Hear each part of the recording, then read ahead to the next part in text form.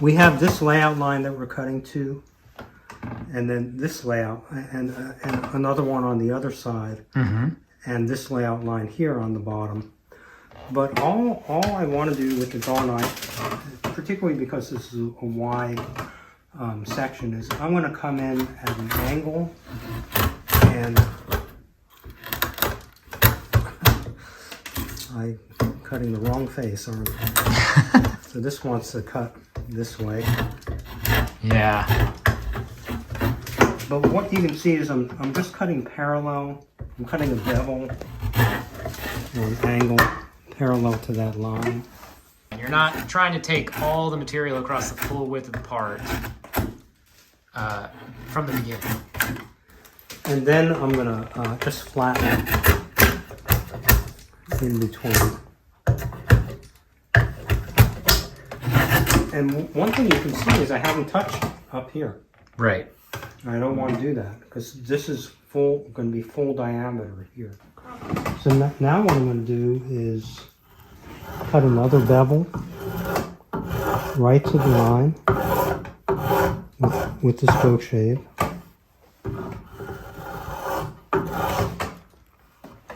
So I can get a really clean line this way because we're not removing much wood, very little. Same thing on this side.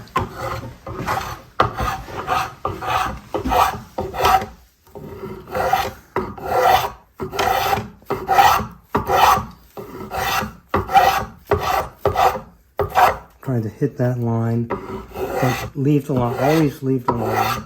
Yeah, you can't see where you're going if you can't see the line, right? So now what I have is a flat in the middle and two bevels. And because this is a wide shape, I can't, it's really hard to make wide cuts. So I'm essentially going to make a very shallow bevel now on this side.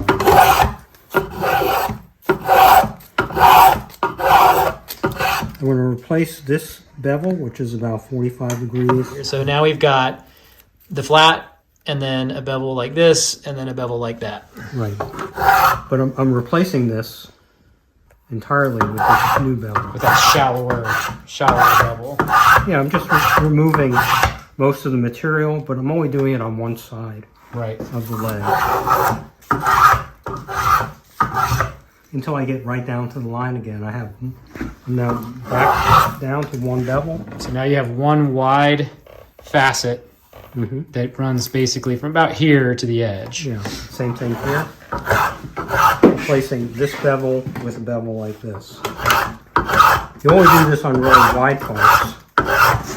On narrow parts, you can just go down the center and cut that down. So now I have two shallow bevels that are meeting in the middle, roughly. Yeah, you can see that point right there. So now I can go down the center, take that off. You'll notice I'm taking more cuts at the bottom than at the end of the taper than at the beginning, because I'm taking more material off here than here. And I'll work the center. I still cannot really go all the way across. So I'm going to cut there, down the center.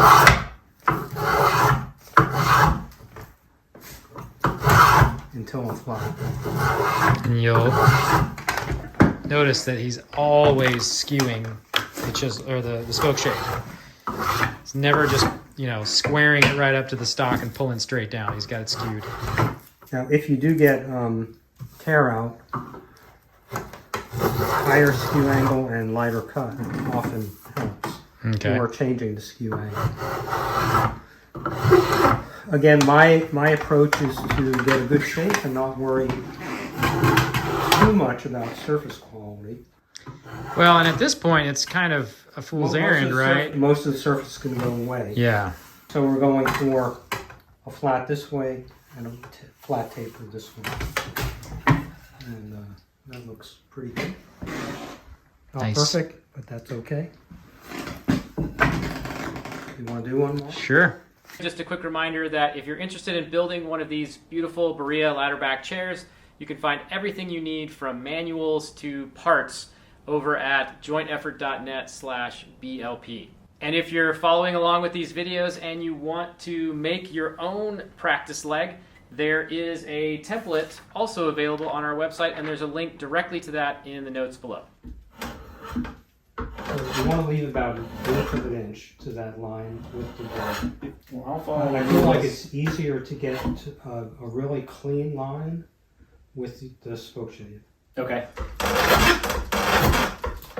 So you see you're making many more cuts towards the bottom of the taper than Right.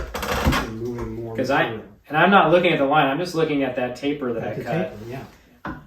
So now you're making new bevels. Right to the line. So I'm at a 45-degree angle now.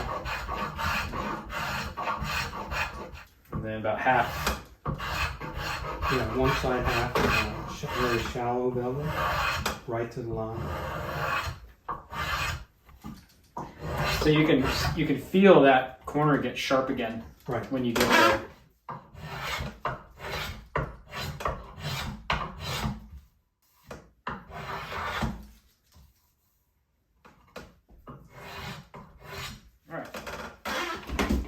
So let's take a look at the practice piece I'm doing as I follow along.